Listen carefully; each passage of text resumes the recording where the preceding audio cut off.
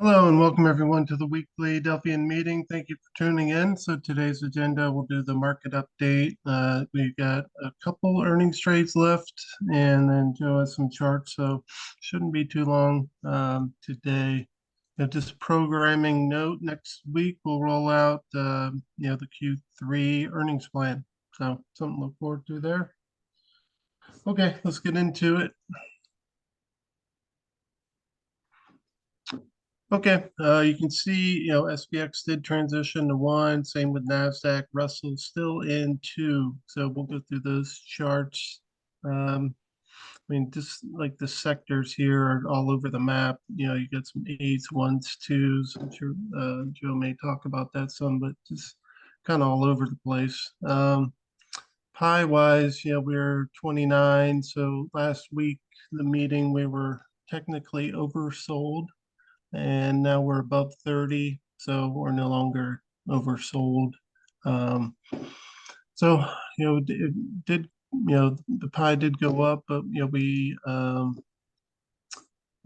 couple days ago, was it September 1st? So, everything was kind of going nice and smooth and then just kind of stopped. Like typically we'll have like pretty smooth lines. So, on the first, obviously September's one of the worst months for stock returns historically. Um, but it's kind of strange, on the first, everything, kind of started, flattening, reversing a little bit. So we'll have to see if that continues. I just found it a little strange, because we like to see, when we start going down, we're looking at the twos and the fours just kind of, petered out and the twos, so that's why we expected like this little bit of run up here, but, just stopped on the first of the month. So we'll have to see what happens there. Nothing really going on with the highs and lows. Um, SMA kind of mirroring the pie. So let's look at the bullish bearish real quick.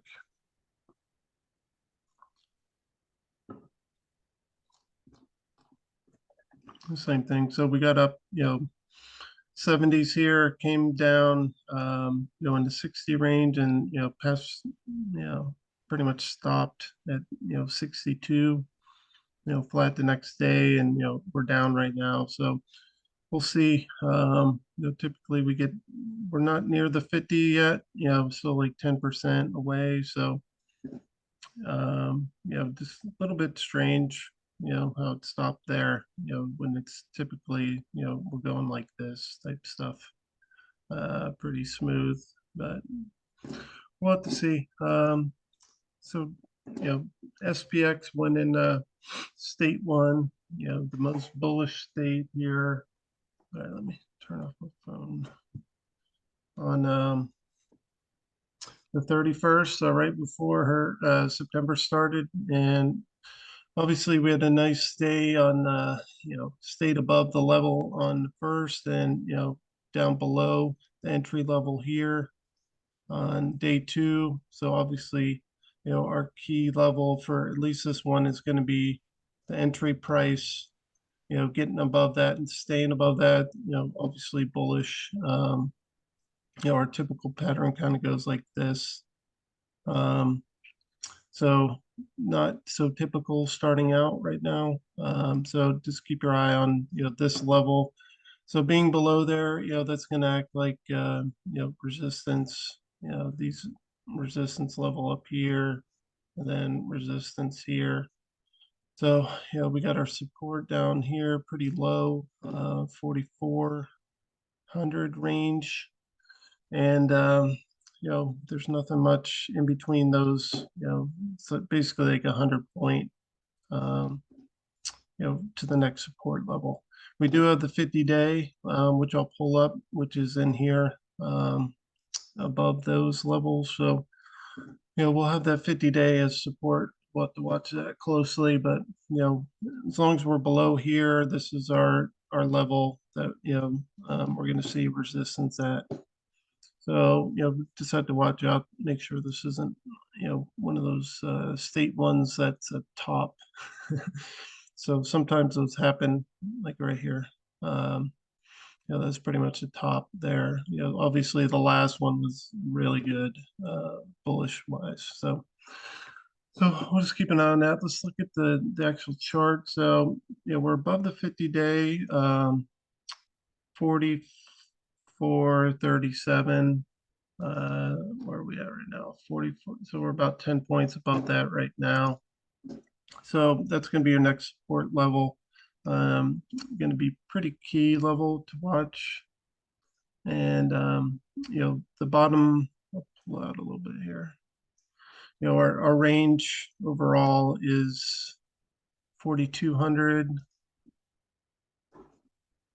is the bottom, and then the top's 46, which we touched for a very brief second. So really, so to the top, that entry price for state modeling is like 45, so it's kind of in the middle. And then we want to watch this on the way down, the support level, 50-day.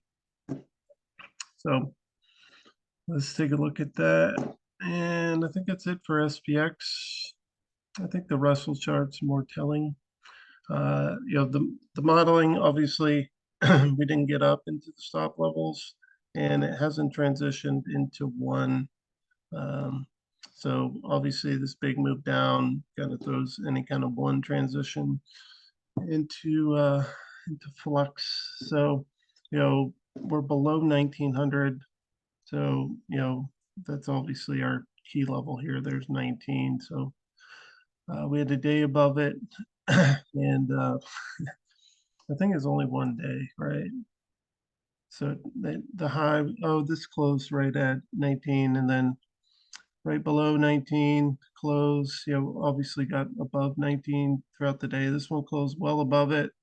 And then this one was our tank day. That was yesterday. So down below 1900 again. This, very problematic. Entry price is going to be some support. Let me see where we're at on the Russell.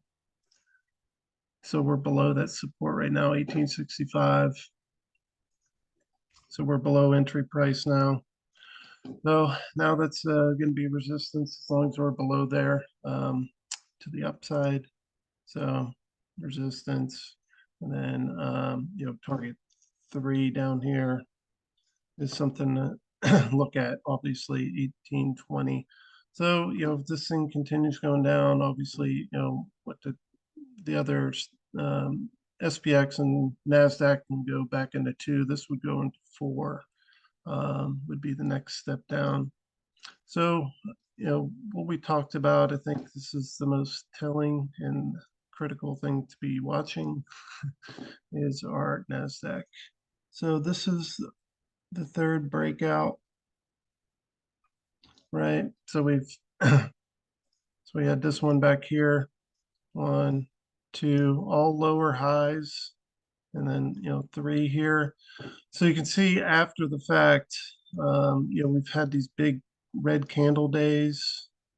So this is what I'm kind of just being leery of. And we talked about this last week. This 1900, obviously, it retested things.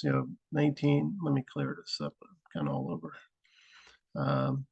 So came back down, supported, got through it, tried it, failed, and then that was like the big move down. So here, obviously, same thing. We got below, popped back up here, and then just failed. And all of these went down to 1700, this level after breaking out. This is 1, 2, and we just have to be careful. It's not gonna. We got down below, retest 19 failed. So, if it's going to repeat and do this again, that's where it would go. So, hey, Josh. That's what I'd be watching. Yeah, Jeff. Yeah, it's just those big red candles there. That was Silicon Valley. So we had a real news event that I think kind of drove that major low into March. Just a reminder of that. Yeah. Mm-hmm. Yeah, so I mean, you know, obviously these are acting very similar. So that's what I'd be careful of out there. So you can watch that. Obviously we're below 19 here. I mean, this was good support last time, the 200. So I'd look to that, and that level is 1845. So we're above that. And then SPX, you got the 50-day. So those are two levels I'd be watching real close, and we are close to them. So 44.37. So we're about 10 points above that, and then this one's we're about 20 points above that. So those are the kind of key levels. If those break, then um, you know could could be repeating itself here, but we'll have to see. So Josh, one more thing. yeah. Sorry to interrupt. In your March decline there, you had a pretty good five-wave down with that Hmm. last little spike.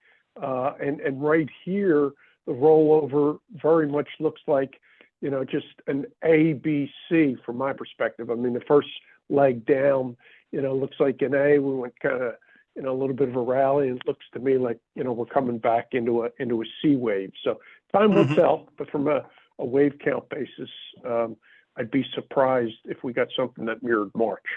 Yeah. Yeah. I mean, I don't have a crystal ball, but these things are looking very similar overall. So I don't know if there's some kind of, probably take some kind of like credit event or something to turn it into like a March, something like that. But Mm-hmm.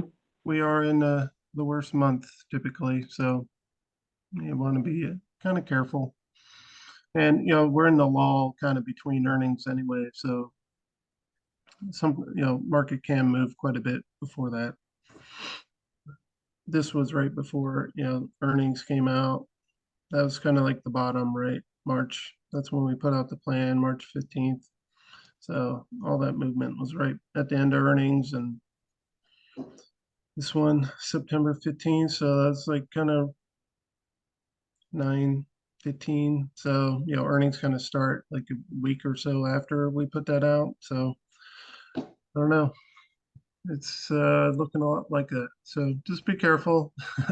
Obviously, if these things bounce off those support levels, then to the upside, you're looking at trying to get above that 19 for the Russell. So, but just kind of keep your eye on those critical moving averages, I would say. So, um, I'll go through Fed stuff real quick. So, 2 weeks out, no expectation of any kind of hike here.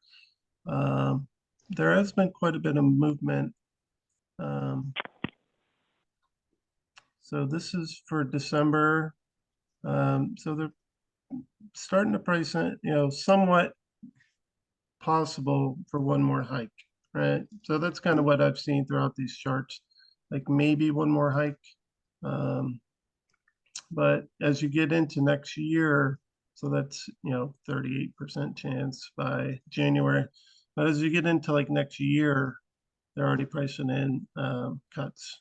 So you can see we're at 525. So further out, December, they got in like almost 1% cut.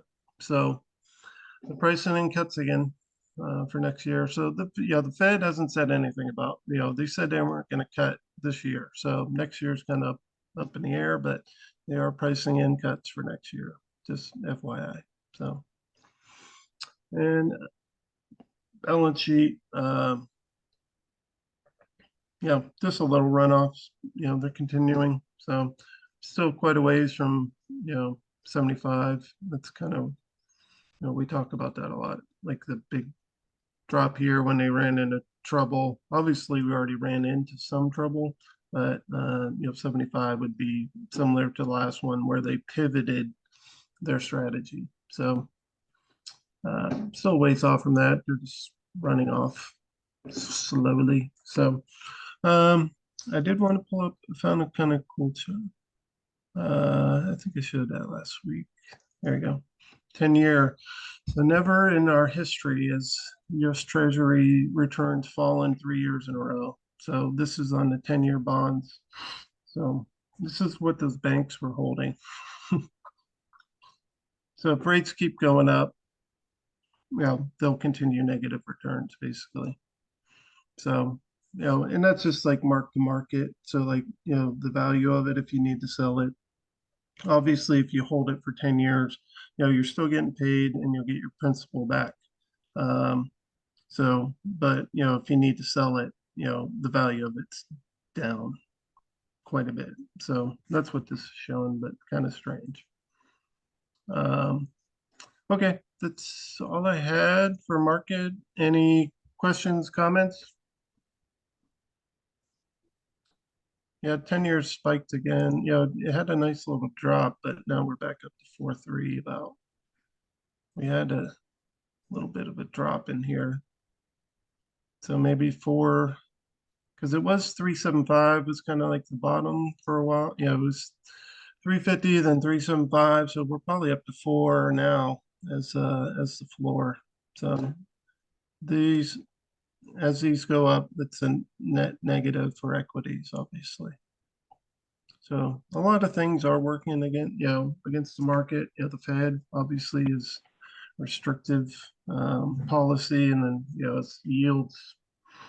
So that's kind of like the backdrop. But stocks have come back pretty well from those bottoms. So we'll just have to see how we get through September here. So anyone?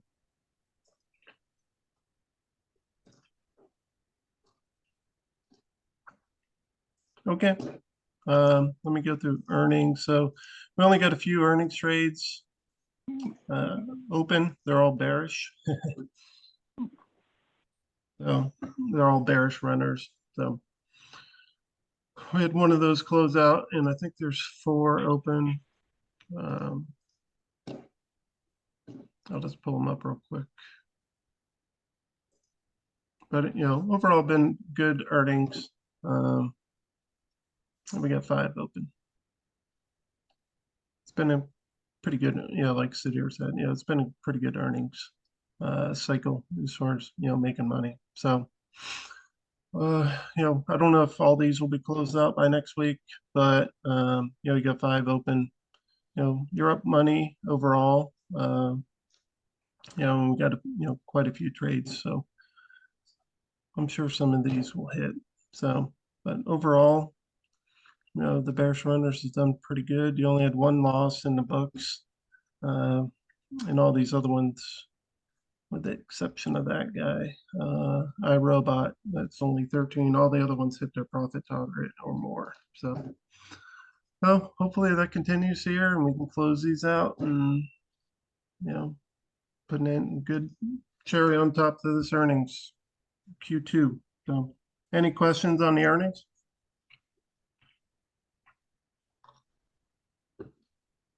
Okay. All right, Joe, I'll hand over to you. All right, Josh. Let me grab, I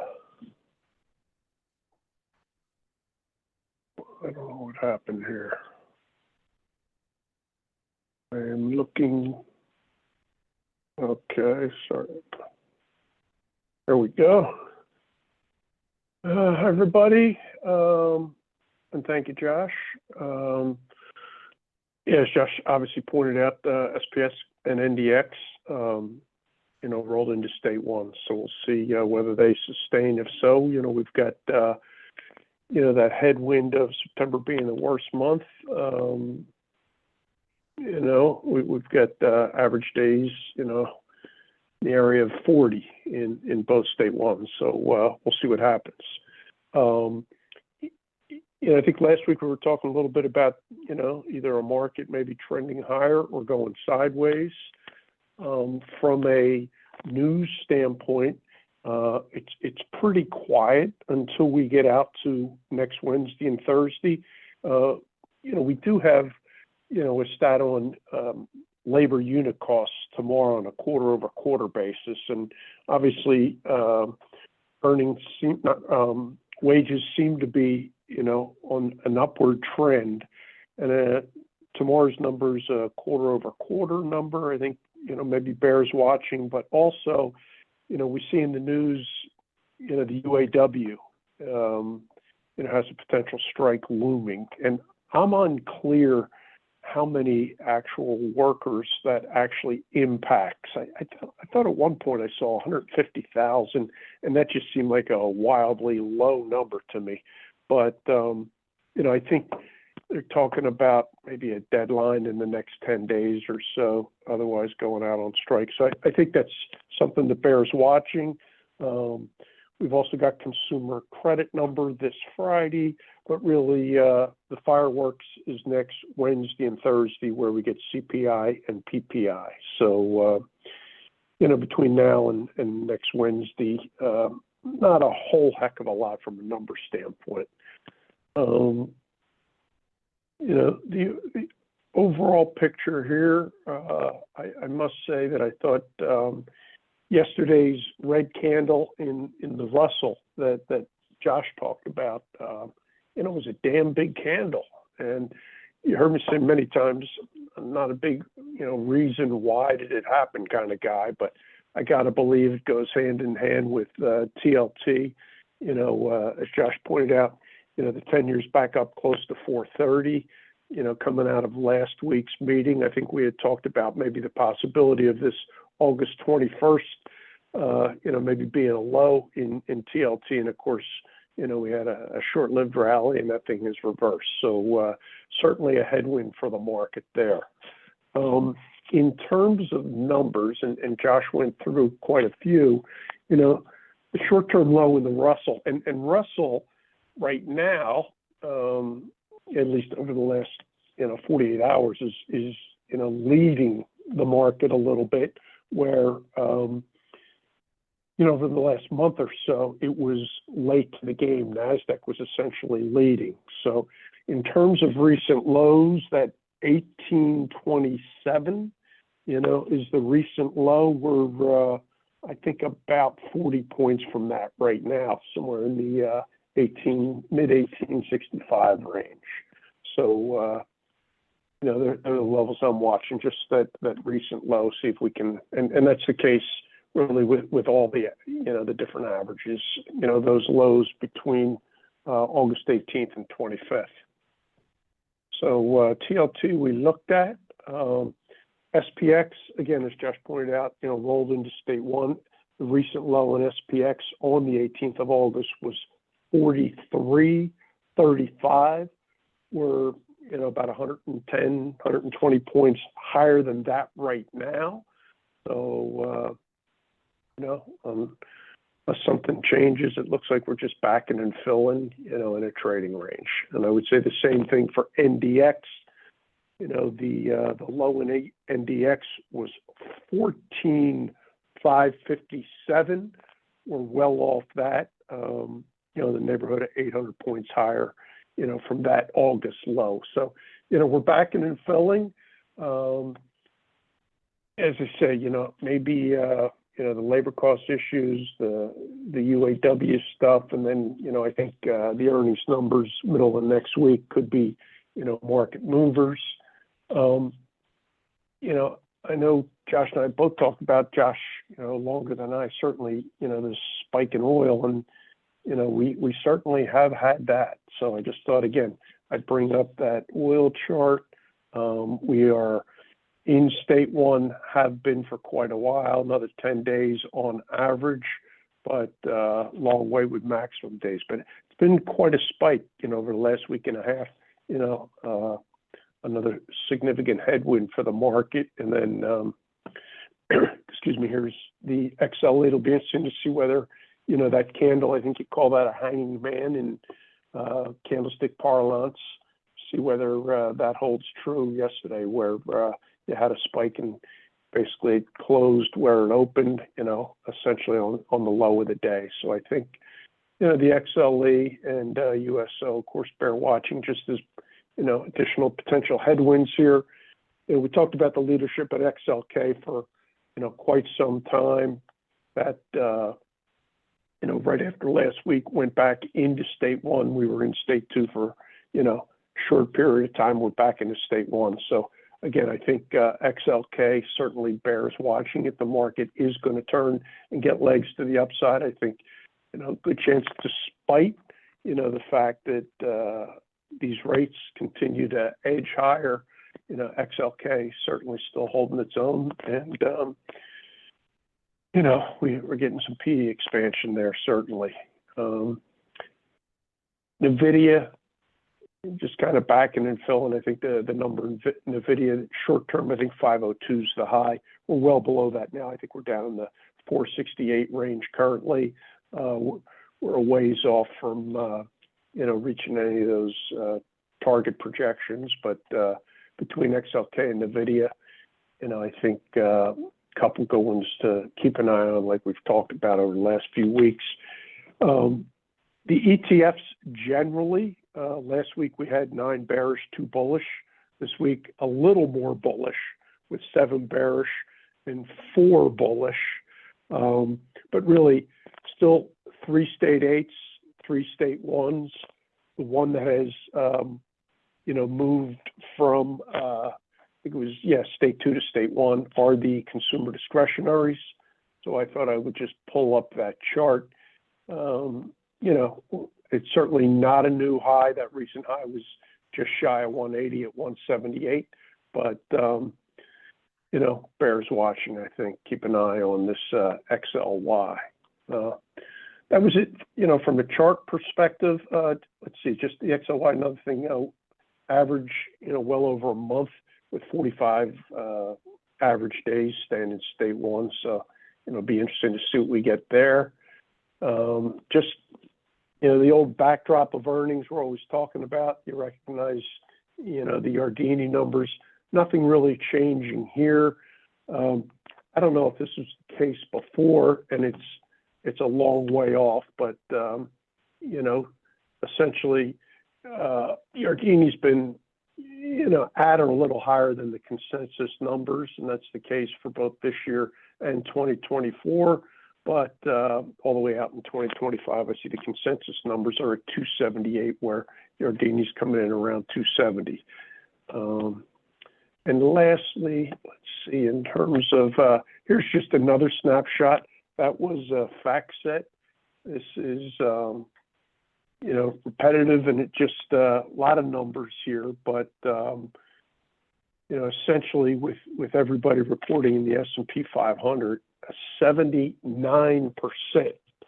of the companies did exceed expectations. And we've gone around this number, and I think there are a couple different numbers, but what I'm seeing is on average 77% of the companies beat. I really thought a few months ago that number was really high 60s, low 70s, but I'm seeing now that typically 77% meet. We exceeded that at 79 this time around. One number that caught my eye a little bit was, of the 500 companies, 45 offered positive guidance in their earnings call, and that was the highest number since Q3 of 2021. So, and another thing is that fewer companies are certainly mentioning the whole idea of recession. That number's dropped significantly in these conference calls, for the last 4 quarters. Actually, just that hard number, I guess, darn near half of the companies were talking about recession in their conference calls a year ago. As the market was basically, working into its low for the year. 238 companies talked recession, a year ago in this quarter, and this past quarter, that number's down to 62.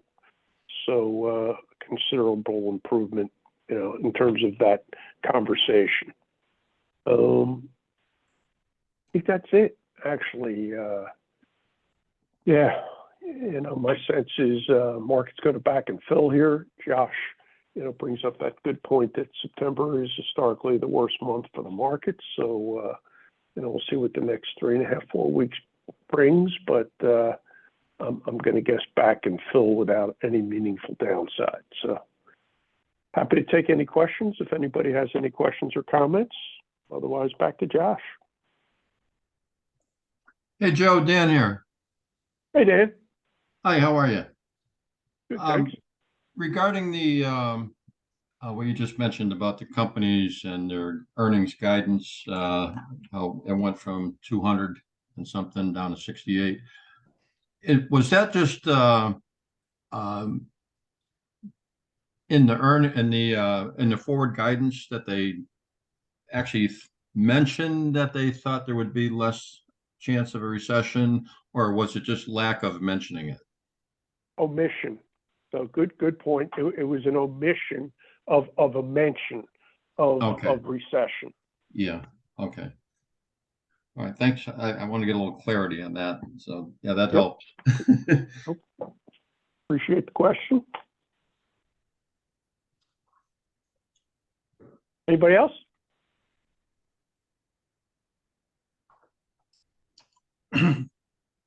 No. Yeah. All right. Yeah. So we'll wrap it up. We'll do it again next week. We'll release the Q3 earnings plan next week. So other than that, we'll just close it up and thank you all for tuning in. See you next week. Thank you. Bye-bye.